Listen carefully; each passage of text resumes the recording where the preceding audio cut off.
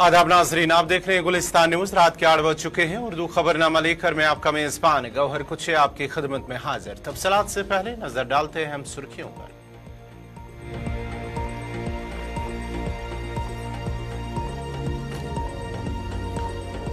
Bafliaz militant हमले के बाद आज दूसरे दिन भी सर्च ऑपरेशन रहा जारी। एनआई की टीम ने डेरा की गली बफलियाज इलाके का किया दौरा। पुलिस सरबराह भी पहुंची बफलियाज।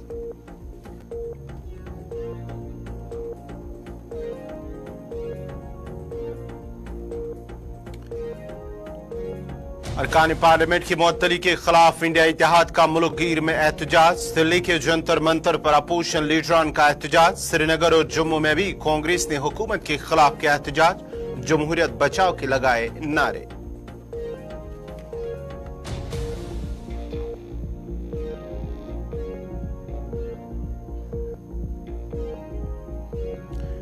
तारीखी जामिया मस्जिद श्रीनगर में 10 हफ्ते बाद नमाज जुमा की अदायगी। अवाम ने इत्मीनान और मसरत का किया इजहार। मीरवाइज को आज भी रखा गया खाना नजरबंद।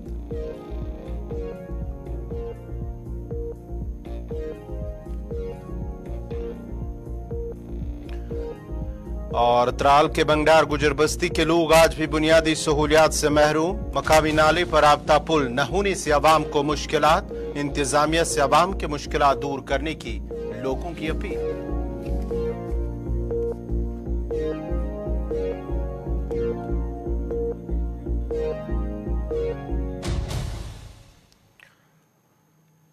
और अब पेश खबरों की तफसील। राजौरी जिले के थाना मंडी बफलियाज इलाके में फौजी गाड़ी पर हुए मिलिटेंट हमले में सर्च ऑपरेशन आज दूसरे रोज भी जारी रहा। और आज दूसरे रोज नेशनल इन्वेस्टिगेशन एजेंसी एनआई की टीम ने डेरा की गली बफलियाज इलाके का दौरा किया, जहां पर गुज़श्ता रोज मिलिटेंट हमले में 5 फौजी एहलकार जाँ बहक जबकि 2 दीगर जख्मी हुए हैं। एनआई ने अज खुद मामले का नोटिस लिया और टीम को जाए वकू का दौरा करने के लिए भेजा है।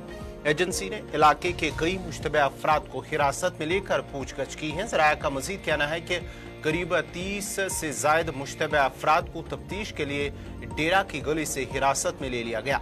इधर जम्मू कश्मीर पुलिस के सरबराह आर स्वैन ने भी बफलियाज का दौरा किया है।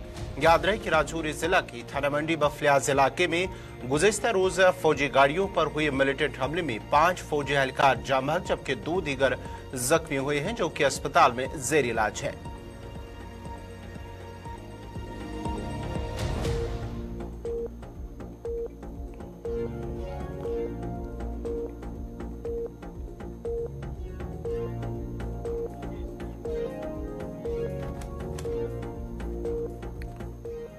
इधर डेमोक्रेटिक प्रोग्रेसिव आजाद पार्टी के सरबराह गुलाम नबी आजाद ने बफलियाज मिलिटेंट हमले की मजम्मत करते हुए कहा है कि गुज़श्ता 2-3 सालों के दौरान जम्मू कश्मीर में अगरचे मिलिटेंसी किसी हद तक कम हुई, ताहम अब एक बार फिर मिलिटेंट हमले शुरू हो गए हैं।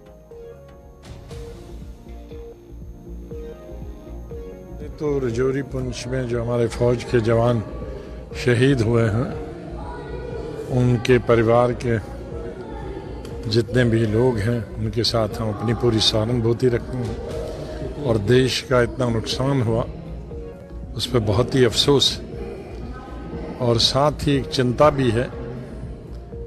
पिछले कई सालों से ग्रेजुअली आहिस्ता आहिस्ता हमारी स्टेट में मिलिटेंसी तकरीबन 3 दशकों के बाद ख़त्म हो गई थी और हम सब सोचते थे कि अब एक नई जिंदगी शुरू करेंगे। बहुत कुछ खोया स्टेट ने इन सालों में, इन दशकों में। जाने में भी बहुत खोई, नौजवान खोए, बुजुर्ग खोए, सीनियर लीडर्स खोए, हर फील्ड के लोग, प्रोफेसर खोए, वाइस चांसलर खोए। और जिसकी वजह से हमारा स्टेट तो है 50-60 साल पीछे चला गया।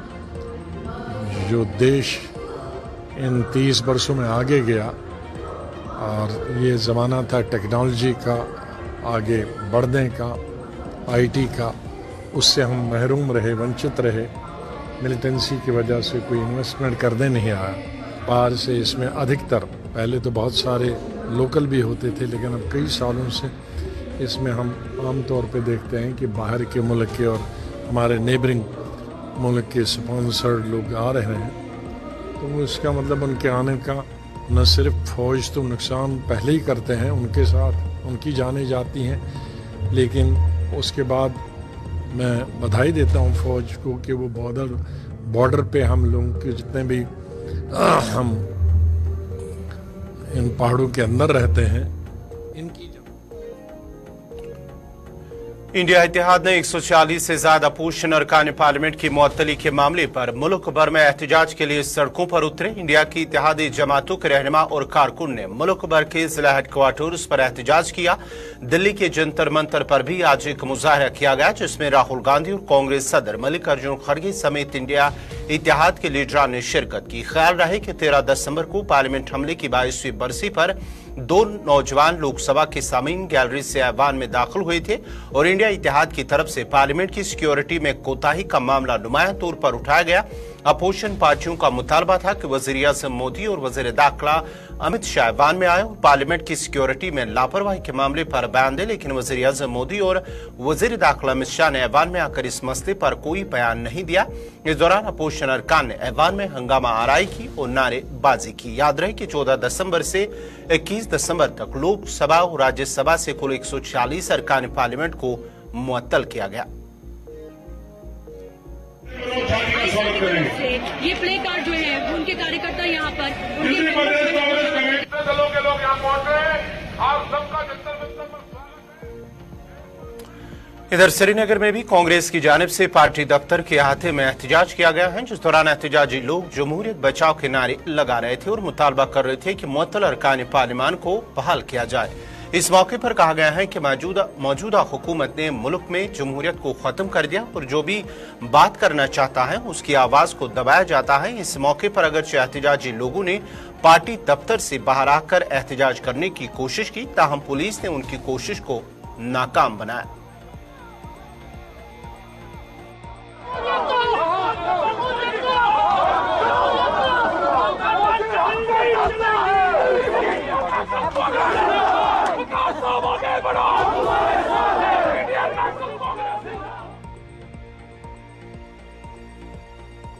की जानिब से एहतजाज किया गया है, जिसकी क़यादत जम्मू कश्मीर प्रदेश कांग्रेस कमेटी के सदर वक़ार रसूल कर रहे थे, जबकि रमन बल्ला, रविंदर शर्मा और दीगर सीनियर लीडरान और कारकुनान की एक बड़ी तादाद भी एहतजाज में मौजूद थी। इस मौके पर एहतजाज में शामिल लोग जमहूरियत बचाओ के नारे लगा रहे थे और मरकजी सरकार पर इल्जाम आयद कर रहे थे कि हुकूमत ने मुल्क में जमहूरियत का कत्ल किया और लोगों को बोलने की इजाजत नहीं दी जा रही है।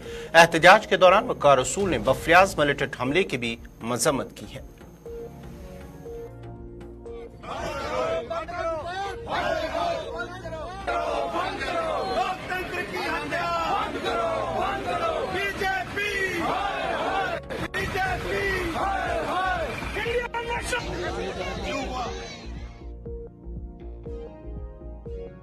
बंगाल में जम्मू कश्मीर में सन्नत के दायरेकार पर खुसूसी सेशन में जम्मू कश्मीर के एलजी मनोज सिन्हा ने कहा है कि मगरबी बंगाल के मुकाबले जम्मू कश्मीर में बेहतर माहौल मिलेगा और उन्होंने खिताब करते हुए लोगों को जम्मू कश्मीर आने की दावत दी है।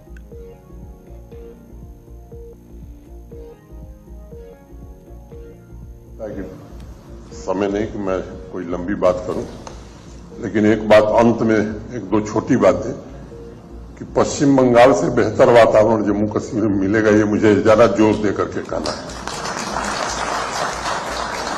इसका कोई ऐसा अर्थ न लगाया जाए, कोई राजनीतिक टिप्पणी मैं नहीं कर रहा हूं, लेकिन मैं आपको निमंत्रण देता हूं कि आइए देखिए, ये बात जो मैं कह रहा हूं, आने के बाद आप खुद इस बात को मुझसे ज्यादा जोर से कहेंगे, क्योंकि पश्चिम बंगाल हम लोग भी जानते हैं, समझते हैं और लंबे समय से देख रहे हैं। तो मैं आयोजकों के प्रति हृदय से कृतज्ञता ज्ञापित करता हूं जम्मू कश्मीर प्रशासन की तरफ से।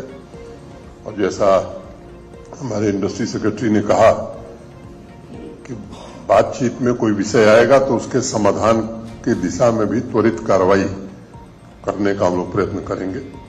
जो लैंड बैंक आपने देखा है, 15 दिन बाद इसमें कई गुना वृद्धि होने वाली है, क्योंकि 26 की बैठक में एक बड़ा लैंड बैंक इंडस्ट्री डिपार्टमेंट को हम लोग देने जा रहे हैं। तो हॉस्पिटैलिटी है, एजुकेशन है, हेल्थ केयर है, आईटी सर्विसेज या food processing, cold chains, cold storage, अनेक ऐसे फार्मास्यूटिकल्स, मैन्युफैक्चरिंग, जिस सेक्टर में आप चाहें अनंत संभावनाएं। मुझे लगता है कि समय नहीं कि मैं नाजरीन, खबरनामा जारी रहेगा। यहाँ पे छोटा सा तिजारती वक्फा।